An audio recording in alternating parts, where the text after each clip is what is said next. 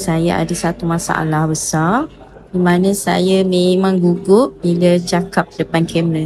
Setiap kali nak rakam video mesti rasa blank, tersangkut-sangkut dan kurang yakin.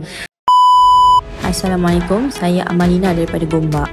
Saya merupakan seorang konsultan tidur, pediatrik dan pembimbing penyusuan susu ibu. Sebelum ni, saya pernah join kelas online daripada Kayu dan memang banyak ilmu yang saya dapat.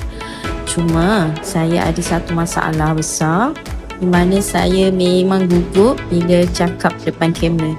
Setiap kali nak rakam video mesti rasa blank, tersangkut-sangkut dan kurang yakin. Jadi bila saya join kelas fizikal Kayu, memang lain betul pengalaman dia sebab saya dapat belajar secara hands on macam mana nak bercakap dengan lebih lancar, lebih yakin. Kemudian belajar juga asas editing dan marketing funnel untuk kembangkan konten. Jadi bila belajar secara praktikal ni lebih senang faham dan terus boleh apply.